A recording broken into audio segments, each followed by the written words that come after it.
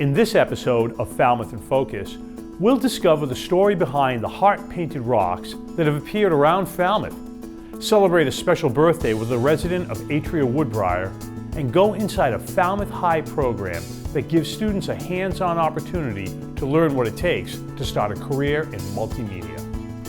All this and much more on this episode of Falmouth in Focus.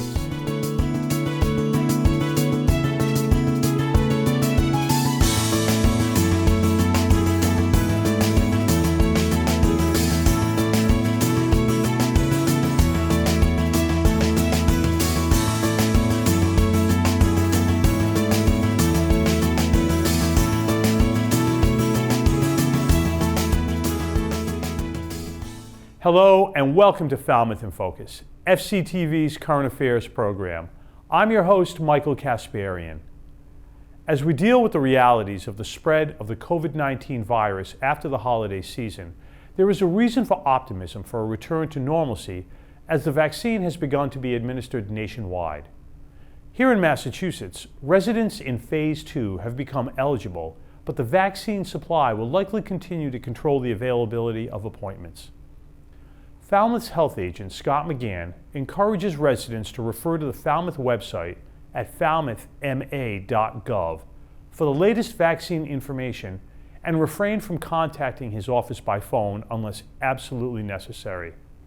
His staff is working diligently to keep our community updated with the latest restrictions and vaccine information, and his Friday briefings are another excellent way to stay informed. You can view the briefings on FCTV Government Channel 15, our Facebook page, and fctv.org. You might have noticed that since the spring, someone has been dropping off painted rocks on edges of sidewalks and in front of shops around Falmouth, all bearing the same simple red heart. That someone is a local artist whose mission it is to make people smile during these challenging times. It started back in March of 2020, right after the town kind of got shut down, school got shut down, and people were feeling bad. I was feeling bad as well. And it sometimes feels good to kind of put a message out there into the universe or to people that might be feeling the same way. So I decided to hang a heart on my old signpost. It's in my front yard over the sidewalk, and I outlined it in black because I felt like it wasn't noticeable enough. And then I started to paint hearts on rocks that I had lying around the house and just sort of placed them randomly on my morning walk because I thought that it would be kind of cool if I was out walking and I just saw some randomly placed big red heart on something. It would give me a moment of goodness and feeling positive, and it would just make me wonder. And I thought it'd be feeling kind of good to make somebody else wonder too. Anyway, I just kept on painting more and more rocks, and I did notice that they were disappearing. So I just started replacing them, but it began to be a lot. And so I started painting bigger and bigger and bigger rocks and leaving them more and more and more places. And now a lot of the rocks that I paint are the size of a soccer ball, and people still move them. And I figure if they're going to move a rock that big, they deserve to. At first I thought I did about 300, but now I'm feeling like it's closer to 400 now. I've gotten to the point at different times over this past year where I ask for help. And I'll just paint a bunch of them and I'll put a pile out in town with a sign that says, can you help me spread these around? And they're always gone within about an hour, which makes me feel great. And I feel like maybe I'm doing a good thing and people like being part of it. Who doesn't want to have a good moment and be responsible for somebody else's good moment? It is nice to hear that people are enjoying it because, that's part of the reason I did it to begin with. And it just started happening more. Having mystery around this, I think adds to the positive feeling and the wonderment of it. So I'm trying to spread goodness in my little town because that's really all I can do. The artist appreciated that we focused on her message of love for this story, not her identity. Thanks to Andrew Richards for that story. It's time now for 3 Things from Town Hall, FCTV's condensed version of the takeaways from recent municipal meetings. Selections are chosen based on community impact. The Select Board met this past Monday evening for the regularly scheduled meeting. On this agenda was discussion about the proposed location of Falmouth's new fire station. Town Manager Julian Suso walked the board through the history of discussions involving a new fire station location in Falmouth. Through consultation and public input, it was determined that 860 Sandwich Road is the most feasible location for a new station. Conversation ensued about an array of subjects, such as staffing, future locations, and funding for full coverage of the town. And had a primary site recommendation, which was the Central Hatchville site on Sandwich Road, and worked with Tricia in following up recommendations of the committee. I was able to attend all but one of their meetings and looked at the most feasible alternatives and determined that the most feasible one is actually the property that's on your agenda this evening, which we've given an address of 860 Sandwich Road, which is on the southernmost undeveloped end of the 14-acre parcel that the town owns and that is under the care and control of the Select Board by town meeting vote for municipal purposes. The Select Board received correspondence from Town Moderator David Vieira with recommendations to hold the Spring 2021 town meeting on April 12th virtually. There was no debate on this issue since the past virtual town meeting was successful. Town Manager Julian Suso noted that the board needed to vote to hold the agenda item for its affirmation. The board then voted unanimously to hold the Spring 2021 town meeting virtually once again. Our next item on the agenda is we're going to take a look at, we have a letter from Town Moderator David Vieira. This is in reference to our upcoming town meeting. And Mr. Suso, do you want to just let us know what we need to do for this? Yes, thank you, Madam Chair. In order to have the April 12th, 2021 town meeting be virtual, the board needs to vote that as recommended by the moderator, and I would recommend your consideration as well. Department of Public Works Director Peter McConerty joined the board in their meeting to discuss safety issues on Route 151. The board listened to Mr. McConerty give a history of 151 issues in Falmouth, citing one major hurdle being that the town cannot do any major work on the road unless approved by the state.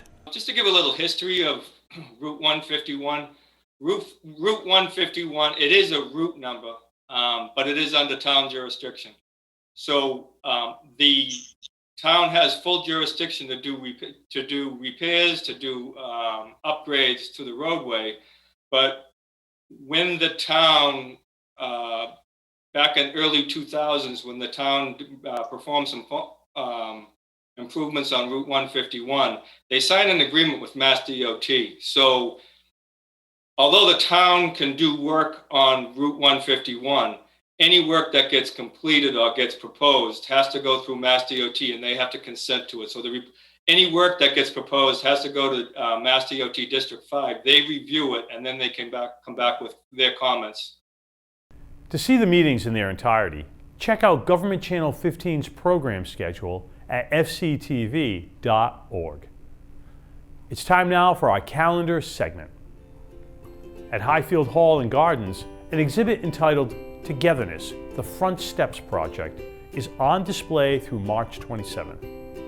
This photographic essay, conceived and produced by photographer Lee GEISHECKER and realtor Annie Hart Cool, celebrates and documents a unique period in the recent history of Falmouth and the surrounding communities of Bourne, Mashpee, and Sandwich. Woods Hole celebrates Black History Month with several virtual events focusing on this year's national theme of the Black family, representation, identity, and diversity. February 9th will feature an interview with Dr. Walter Massey, author of In the Eye of the Storm. Check out woodsholediversity.org for information about all of February's events.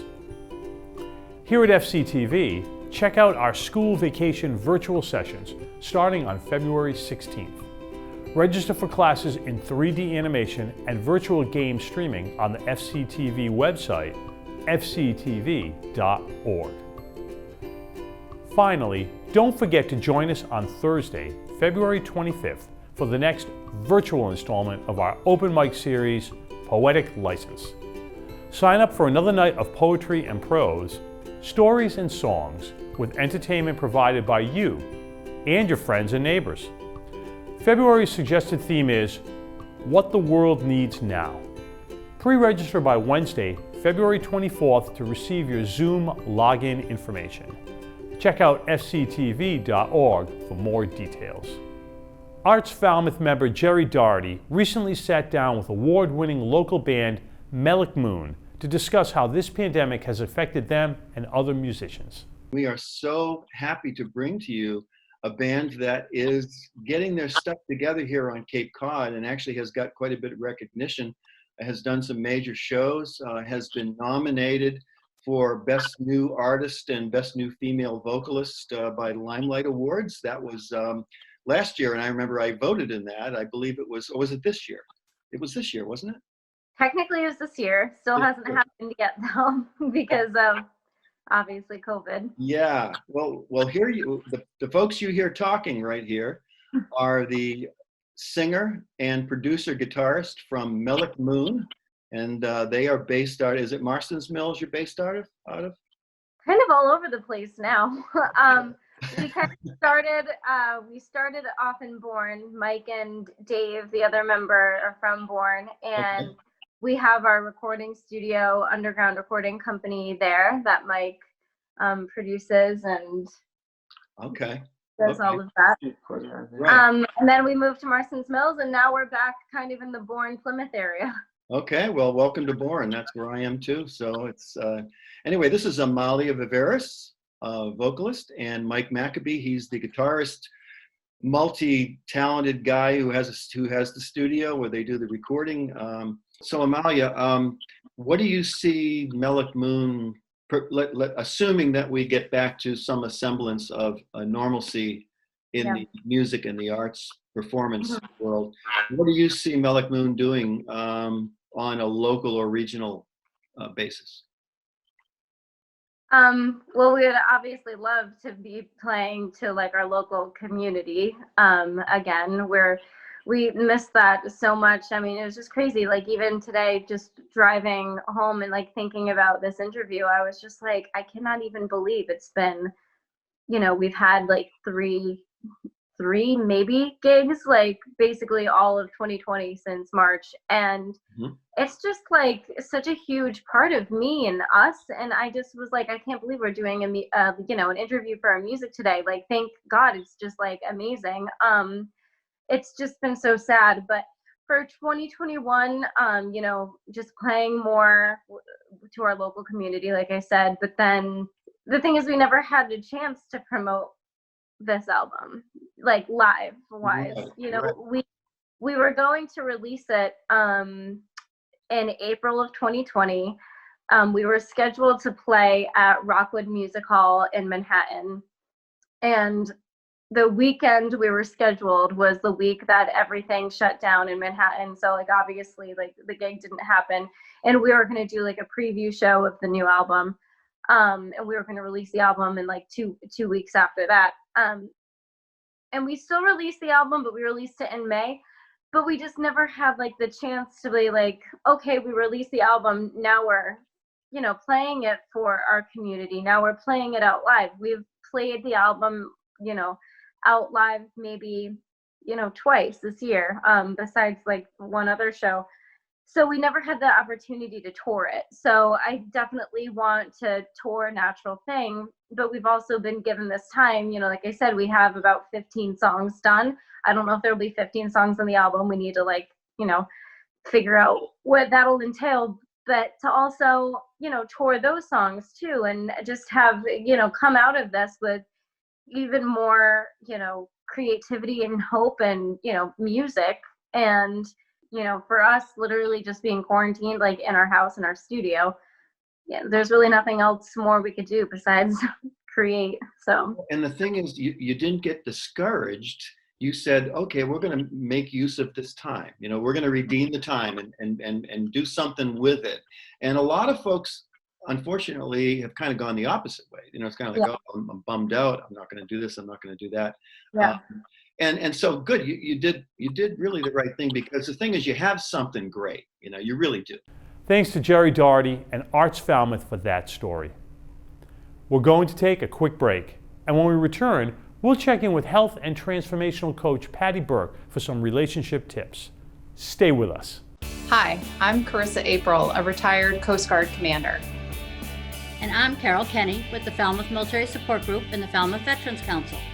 For close to 20 years now, I've been working to support military service members, veterans, and their families in our area. And now I have something very exciting to share for our community. The late Joe Quintiliani, Joe Q to his friends, was a distinguished Coast Guard veteran and career firefighter. More than anything else, Joe wanted simply to lend a hand to another veteran. Joe Q had a vision to improve the quality of life for those who served by providing the support and information today's veterans and their families need. In recognition of his selfless service to the veteran community, the Joe Q Veteran Coffee Break organization was named in his honor. We have set a course to make Joe Q's vision a reality for Falmouth area veterans and their families for many years to come. More than just a coffee break, Joe Q's work is for Cape Cod veterans and their families, by Cape Cod veterans and their families. Our all-volunteer, not-for-profit organization in Falmouth is working hard to make the vision of a local veterans center a reality. Creating a space for area veterans to meet and find resources for the best possible quality of life is an important undertaking for our community. More than just meeting for coffee, we're bringing together veterans of all ages and eras, welcoming members of all branches of military service. With your support, we look forward to a veteran community where each and every participant can build relationships and support each other. We envision serving as a hub for veterans and their families to find resources and take advantage of programs, including adult education and training, health and wellness, legal advising, and hobbies and skills. We can't wait to make this vision a reality. We have created a Cape Cod Veterans Survey to help us identify the needs and interests of local veterans, service members, and their families. The more input we receive, the better able we will be to do great things for the veterans in our community. The survey will only take about 10 minutes to take, and you can find it at our website, joeqveterancoffee.org. If you are a veteran, a service member, or a military family member, we'd really love to have your input. Your answers will be confidential, and we won't share any personal information with anyone. Please learn more at our website and spread the word about the Cape Cod Veterans Survey.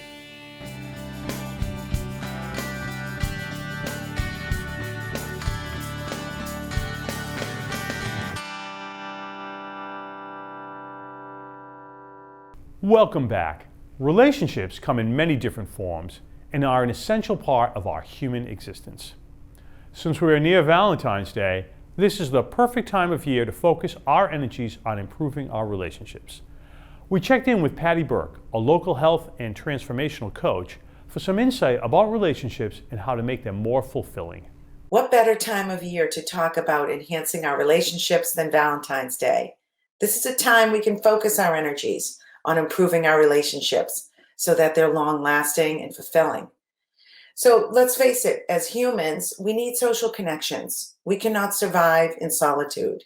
And as a result, relationships are an essential part of our human existence. So the big question is, what is an ideal relationship?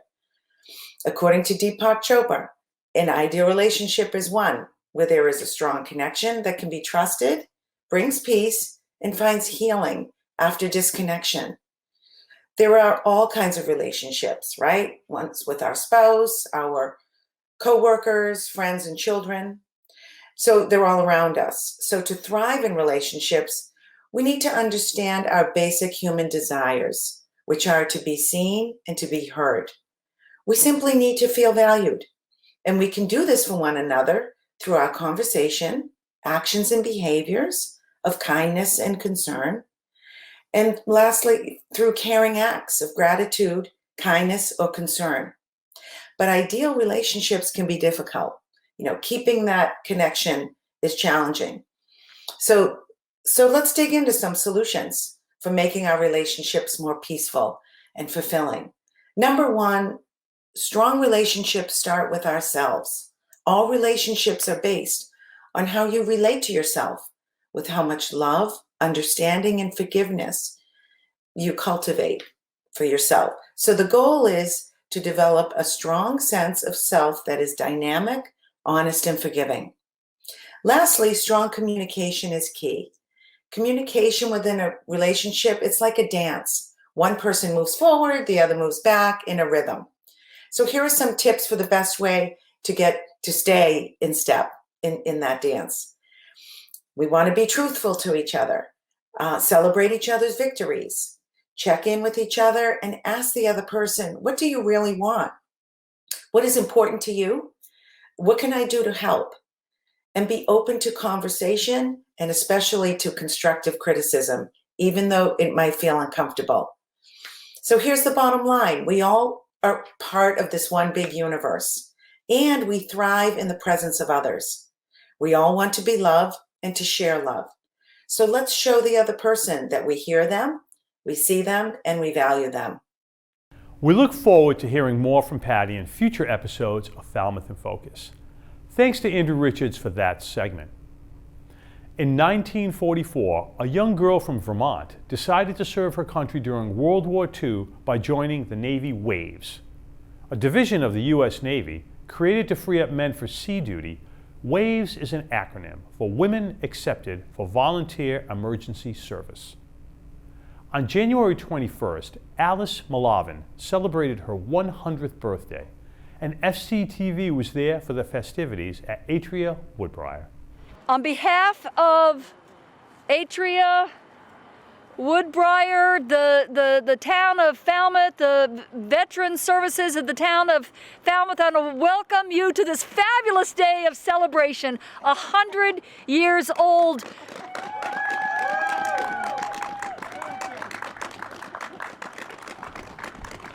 And if that is not a feat in itself, she has also served in World War II as a Navy Wave. On behalf of the House of Representatives in the Commonwealth of Massachusetts, we have a citation from your local representative, David Vieira, a citation for your 100th birthday. So everybody in the State House is wishing you a happy birthday. That's what I say, for heaven's sakes. Alice, tell me, what was your reason for joining the Navy Waves? Well, I had two friends that were in the service, and we all were high school friends, and so I wanted to join and be with them. So it was part of the adventure and part of serving the country at the time? Right. That's wonderful. And then you went on to be an educator for many years, right? Right. I have gone to Teachers College, yes. It's amazing how many people's lives you must have touched in the last 100 years. Right. Thank you so much well, thank you for everything you've done. And happy birthday. You are an inspiration to me. Well, thank you. Alice, can we ask you how you feel today? I feel old. You feel old.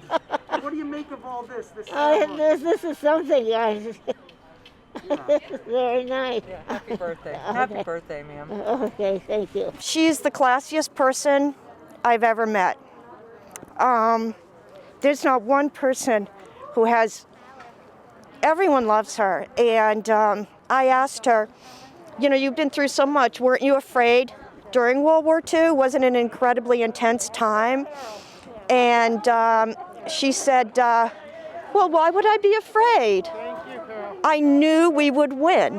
Happy birthday, dear Alice. Happy birthday to you.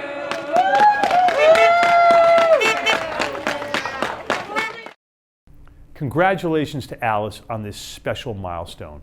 Thanks to Andrew Richards for that story. The pandemic has forced many organizations to get creative with their services. One local nonprofit, Falmouth VIPS, is finding new ways to connect with school children. In our FCTV member spotlight, Liz Lerner brings us this story. Falmouth VIP's Executive Director TRACEY CRAGO was faced with a big challenge at the beginning of the pandemic: connect volunteers with students without going into school buildings. So we started looking at how we could shift our programs to be just delivered in a different way, mostly remotely. We also developed some new programs that could be done the old school way through the postal mail. We created a pen pal program. The counselors and staff were fantastic in helping us reach out to our students through email. Mentoring is a big part of VIPS, which stands for Volunteers in Public Schools, so making every effort to keep the mentor-mentee connection going was important. Zoom meetings, letters, and shared but separate activities helped. What we found is that the families and the schools have been just super receptive and recognizing the value of those relationships. So we've been able to shift pretty quickly, actually, from a school visit only to just whatever it takes to keep those connections strong. One of VIP's annual events, the elementary school track meet, had to look different too. Instead of an in-person event, VIPS came up with kits to go home to students that included fun fitness activities. Over 350 children signed up for the event. Another wellness program, Wellness Wednesdays, took on a format that will likely stay after the pandemic. And the original idea for Wellness Wednesdays before a pandemic was that we would be bringing in local health wellness providers from the community into the schools, and we'd be doing some programs for students and some programs for staff members. And in the spring, we just sort of thought, well, okay, that's not going to happen, at least in the near future. So what if we, dreamed up a way to bring those resources to the same audience and maybe even a bigger audience? So that's where the Wellness Wednesday video series was born. And another pandemic-born program is academic coaching. We have created the academic coaching program with the guidance office. It's all grade levels. So a student who might need just that little extra support, helping them get organized. Maybe they're a little overwhelmed at all of the work and keeping up without somebody right there to sort of guide them through their work. So the coach checks in with them. It could be once a week, it could be 5 times a week, depending on the student and the coach.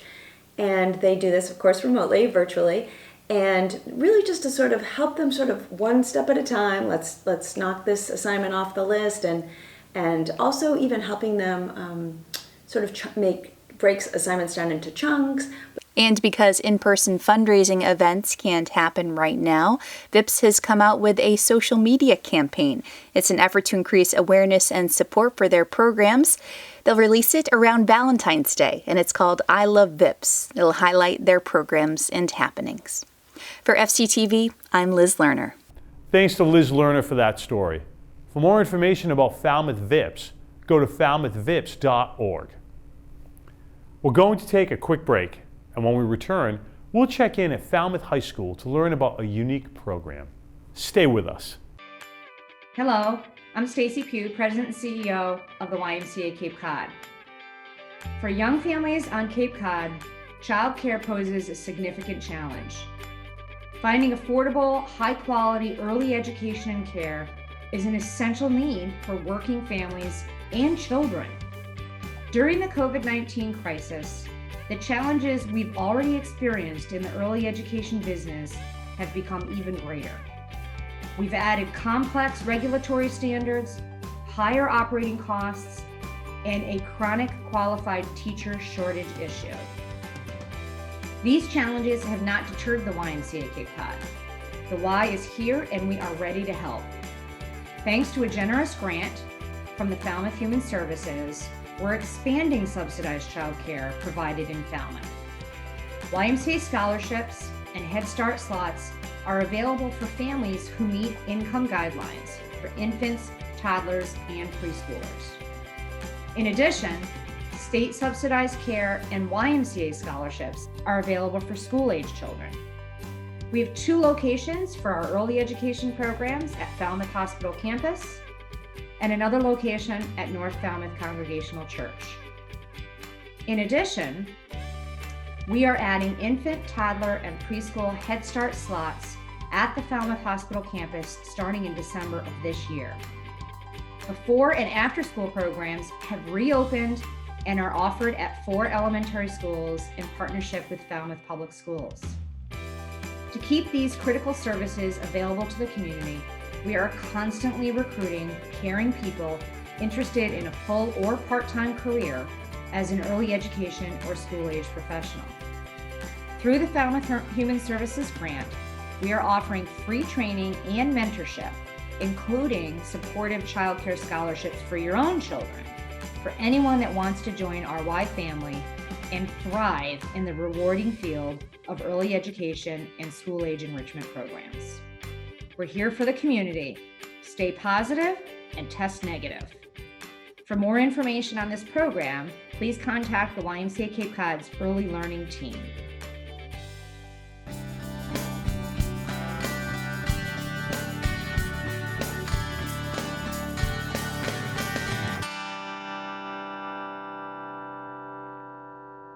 Welcome back. Falmouth High School is committed to the concept of comprehensive education. One such program, video production, is a part of the Career Vocational Technical Education Department, or CVTE. This program allows students to obtain critical skills for the film, television, and online media industries. Let's take a look to see how students are getting a hands-on opportunity to learn what it takes to start a career in multimedia. In Video Production 1, students learn the basics of storytelling, but we do that in a number of ways through a lot of projects that focus on different technical skills to be able to tell that story comprehensively. Students start out learning how to edit video. This is a big component of all future projects. We use Adobe Premiere, and this lets the students be able to remix things that they film out in the field. We have access to lots of camera gear, other equipment, as well as a studio, which we'll see later on. And students get to learn how to use all of that stuff. So it's kind of an interesting way to be able to sneak in a lot of skills that they may learn and be able to use those to be able to tell this story. Video 1 is a class that students can take freshman years, right, starting at Falmouth High School.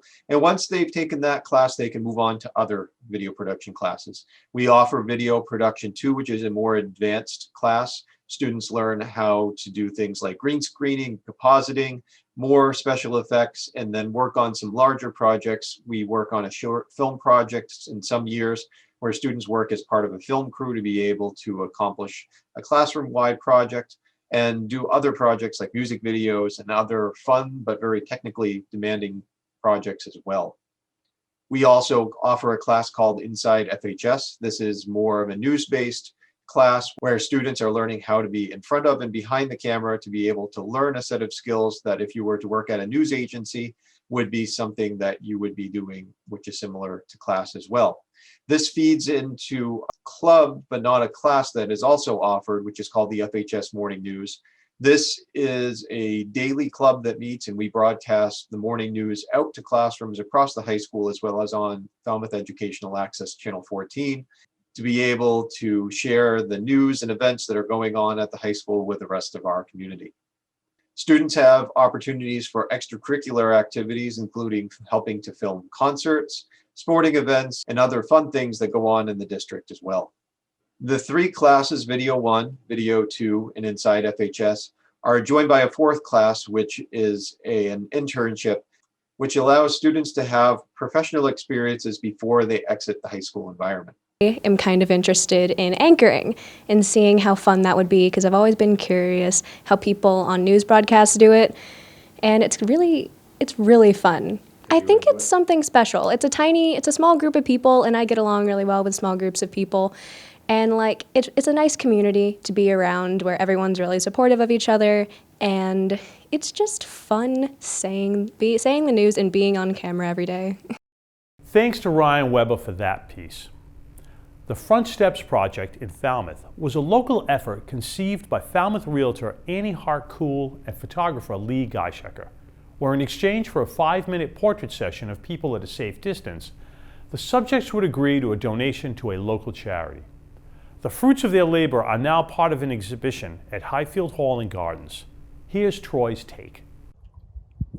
Thanks, Michael. I'm standing on the front steps of beautiful Highfield Hall with local creative genius Annie, HART, cool. And you know, this pandemic has brought a lot of emotions. It's had a lot of impact on our community, but mostly it has limited our ability to be together. But Annie, along with local photographer and another creative genius, GEISHECKER, created the Front Steps Project, where just like this, people from all over the community stood on the front steps of our town, and their photos were taken, and they're now on display here at Highfield Hall. So come on inside with me, and we'll take a look at the Front Steps Project. I'm excited. Come on. So this is really, for many, a story of perseverance, particularly here, Annie, where we're in a gallery of local businesses that found a way to not only survive, but in some ways thrive throughout the pandemic. And you got to really hear so many different stories about local businesses who found a way not only to do okay, but to give back to the community. And that's just amazing. So right. You know, I love the persevere. That's a great word for it, because everybody not only persevered, but they pivoted. That word we hear so often, right? And they tried to find new things. Now this woman here in the South, she was new to town, new in her role, and completely alone. She was so excited that we showed up to take this picture. So that was kind of fun. Of course, Gelfie and Kayleen's, they adjusted their business. Homespun Garden went online with her business to try and stay alive. So many people really adjusted their sales. We learned from restaurants who never had takeout before that they were adjusting to takeout, thank you God, right? And so Falmouth really rose to this crazy occasion. So Lee, this pandemic has been going on for almost a year. In fact, this display concludes on the 1-year anniversary of the day you and Annie started the project. And I know for you, as a professional photographer, your industry has been impacted more than most. And you personally and professionally, obviously, at a time of great pain and strife for all of us, put your own interests on the back burner to help celebrate what's wonderful about this community. So first, as a friend, thank you for that. And thank you for all you've done for Falmouth. What has that meant to you? I know you and Annie spent time with people asking them one word to describe what this has all meant. Can you give me a word that describes what it's meant for you to participate in something that's so meaningful to the community you love? Transformational. And it's put things into perspective for me as to what's really important, because at the end of the day, there are people in far greater need than myself, and knowing that you're not going through something alone is what fueled me. So I'm a different person now as a result of all of this, as a result of COVID, as a result of the pandemic, as we all are, but as a result of this community and the giving and the loving and the thanks. And you're one of so many people that are turning around to us now almost a year later saying, thank you so much. So we finish where we started here on the front steps of Highfield to celebrate this amazing project, this mosaic of our community. You know, never before in our local history has it been more important for us to feel connected, to feel together. And Annie, HART, and GEISHECKER have done just that. They found a way during the most difficult of times to bring us together as a community. For that, we say thank you. I'm Falmouth Enterprise columnist Troy Clarkson, and that's my take. Michael, back to you. Thanks to Troy Clarkson and Donna Buckley for that story. FCTV wants to remind you that television can be as easy as hitting record on your smartphone. We'd like to invite all Falmouth residents and visitors to share their slice of life with us. Email us your photos and videos, or upload them to Facebook, Twitter, or Instagram using the hashtag MyFalmouth or Falmouth in Focus to be featured on the show. Thank you to our most recent contributors. We leave you now with the sights and sounds of the voices of Morse Pond students who are sharing a portion of Martin Luther King's dream speech as part of the virtual Dr. Martin Luther King Breakfast, sponsored by No Place for Hate Falmouth. Thank you for watching Falmouth in Focus. We'll see you next time. I say to you today, my friends, even though we face the difficulties of today and tomorrow, I still have a dream. It is a dream, deeply rooted in the American dream. I have a dream that one day this nation will rise up and live out the true meaning of its creed. Hold these truths to be self-evident, that all men are created equal. I have a dream that one day, on the red hills of Georgia, the sons of former slaves, the sons of former slave owners, will be able to sit down at the table of brotherhood. I have a dream. Even in the state of Mississippi, a state sweltering with the heat of injustice, sweltering with the heat of oppression, will be transformed into an oasis of freedom and justice.